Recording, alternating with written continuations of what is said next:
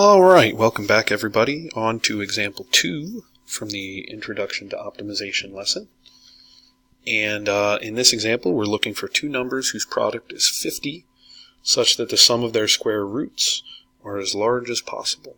Sum of their square roots is as large as possible, maybe? Had a little moment there. Alright, so we want two numbers whose product is 50. Let's call those two numbers x and y. And then x times y is equal to 50. Doesn't really make sense for us to draw a picture here. And now we want the sum of their square roots to be as large as possible. So we're going to introduce another value to be equal to the sum of their square roots. I'll just use a capital N for number. That is the sum of their square roots. Now in order to optimize this, I want to get n in terms of just one of these variables, either x or y, it doesn't matter.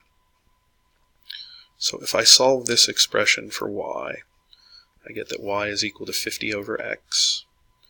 And so the number that I'm trying to optimize is this one, which is also equal to x to the 1/2 plus the quantity 50 over x to the 1/2. Alright, now let's see. As far as realistic domains go for these numbers, we know that two numbers whose product is 50 and the sum of their square roots. So we need x to be greater than 0 and y to be greater than 0. We need them greater than or equal to 0 so that we don't get an imaginary square root, and they can't be equal to 0 because their product is going to be 50, and we can't take 0 times anything and get 50. So as long as x is greater than 0 and y is greater than 0, we're good to go. Alright, so we want the sum of their square roots to be as large as possible. So we'll find n prime. It's going to be 1/2 times x to the negative 1/2. Plus 1/2 times the quantity 50 over x to the negative 1/2 times the derivative of 50 over x, which is negative 50 over x squared. And think about it for a second here. When I take the derivative of negative 50 over x, I'm just thinking about it as, when I take the derivative of positive 50 over x, I'm thinking about it as negative 50 x to the negative 1, and so when I take the derivative of that, it's just 50 times x to the negative 2.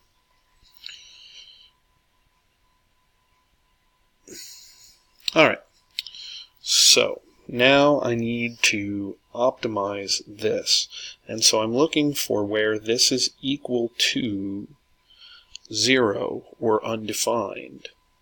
It's going to be undefined at 0, we know that. But the question is, when is 1 over 2 square root of x minus 25 over x squared times the square root of 50 over x, when is that equal to 0 or undefined?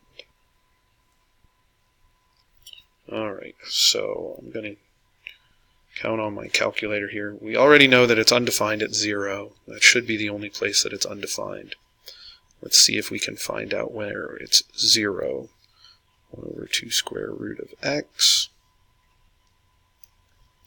minus 25 over x squared times square root of 50 over x.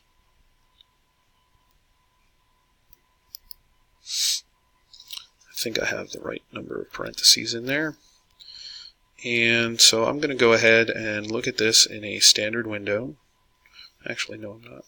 Yeah, I am. Look at this in a standard window. And it looks like we need to extend out in the x direction. So let's go from like 0 to 50. See if we can get this to cross over the axis.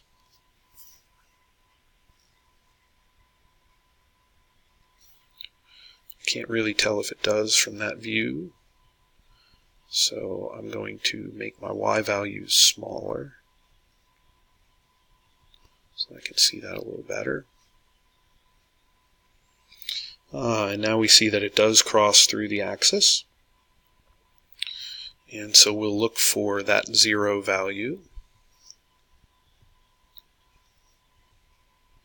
Slide our left bound over here.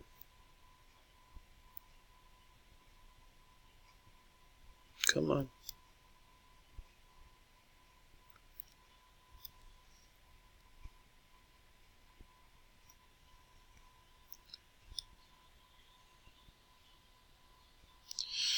And we get that n prime equals 0 at x equals 7.071, which for those of you who may not recognize it is 5 times the square root of 2.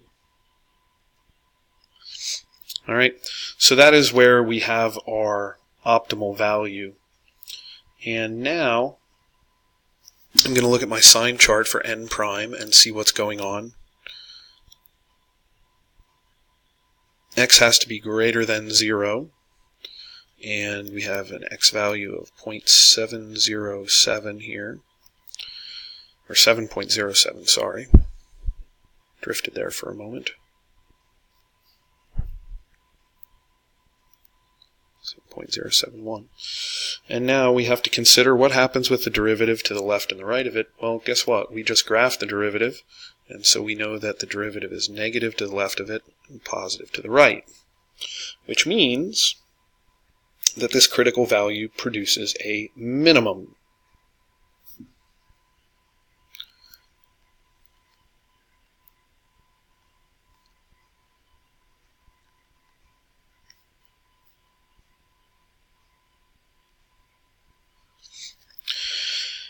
But we were looking for a maximum. And this is the only critical value. So what does that tell us? It tells us that since this value produces a minimum, and it's the only critical value, there is no maximum. Because there's no critical value that produces a maximum, and there are no endpoints. And if you think about this in context a little bit, we've got two numbers that we're multiplying together to make 50. Well, suppose I did 50 times 1. That would be the square root of 50 plus the square root of 1. Now suppose I made x 500 and y 1/10.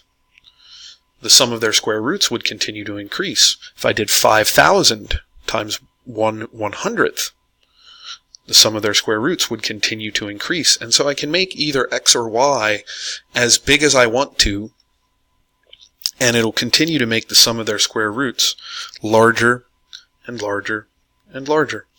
So this example shows you the importance of checking your sign chart and making sure that the critical value you find actually produces the optimization context that you want. In this case, we wanted a maximum. The only critical value produced a minimum, and therefore there is no solution. There is no maximum here. All right, that's the end of this video. See you guys next time for example 3.